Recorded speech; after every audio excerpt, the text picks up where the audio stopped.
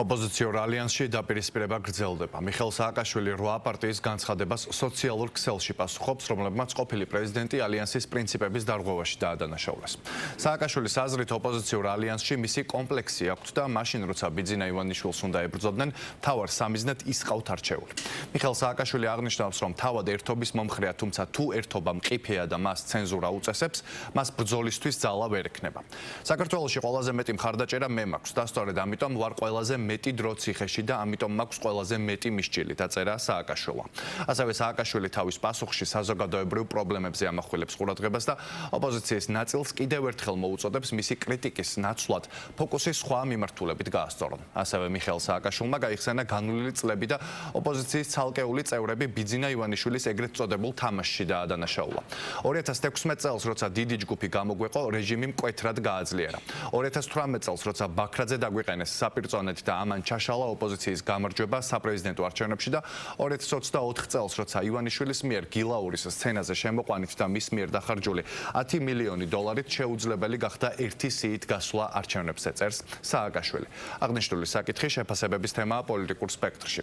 ნაციონალურ მოძრაობაში აღნიშნავენ, რომ მიხეილ სააკაშვილის პოზიცია ღირებულ რჩევებს მოიცავდა. მართველი გუნდი კი ოპოზიციური ალიანსის წარუმატებლობაზე აკეთებს აქცენტს და აღნიშნავს, რომ ეს ალიანსი არაფერია თუ არა ძველი ნაცების გაერთიანება.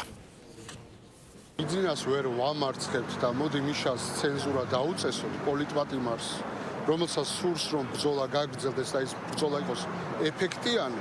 აი ეს პარადიგმა არა მხოლოდ დამაზიანებელი, არამედ არის ლუზერობის ფორმულა. ცხადია, მიზანი უნდა გაასწოროს ყველამ, არა მხოლოდ ვეთანხმები მიხეილ სააკაშვილს, არამედ კი უფრო ეფექტური, უფრო ფართო კამპანია არის საჭირო იმისთვის, რომ არა მხოლოდ რეგიონებში წავიდეთ, არამედ მთელი რეგიონები, მთელი ქართველი ხალხი ერთად ერთმუშრად დადგეს რუსთაველის გამზირზე და დავამარცხოთ ივანიშვილის რეჟიმს. ოპოზიციას აქვს მიხეილ სააკაშვილის კომპლექსი?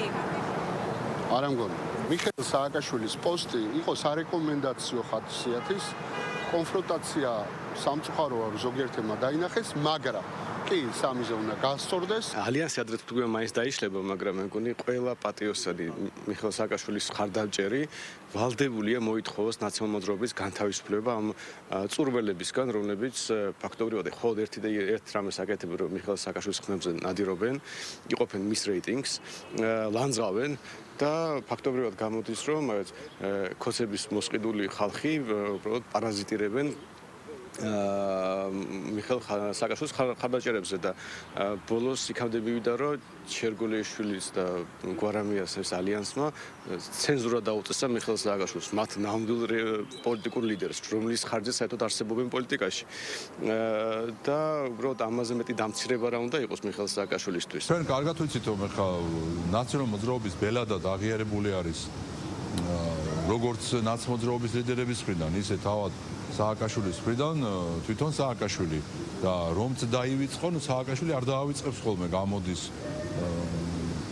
ხშირად და ახსენებს თავს, რომ ის არის ანი და ჰოე, დასაწყისი, დასასრული, ყველაფერი ის არის და გამომდინარე აქედან ამიტომაც არის ზუსტად რომ არანაირი გაერთიანება, არანაირი რაღაცა ერთობლივი პოზიცია არ ექნება და ვერ ექნება ნაცმოძრაობის და მის ფილიალებს. რაც არ უნდა მიაბა 0-0-ს, ეს აბსოლუტურად ყოველ შემთხვევაში მაინც 0-ად დარჩება და ჩვენ ხედავთ, რომ კოლექტიური ნაცმოძრაობა რაც არ უნდა დაიშალოს თავიანთი პატრონების დავალებით, დაიქსაქსოს, შემდეგ გაერთიანდეს სხვადასხვა პოლიტიკური პარტიის სახელწოდება დაირქვას, საბოლოო ჯამში მათი წარმატების შანსი არის 0, იმიტომ რომ წამებლებს და ამ ქვეყნის მოღალატეებს საქართველოს მოსახლეობა არავითარ შემთხვევაში არ მიუშვებს ხელისუფლებასთან და იგი არ ანდობს ამ ქვეყნის მართვას.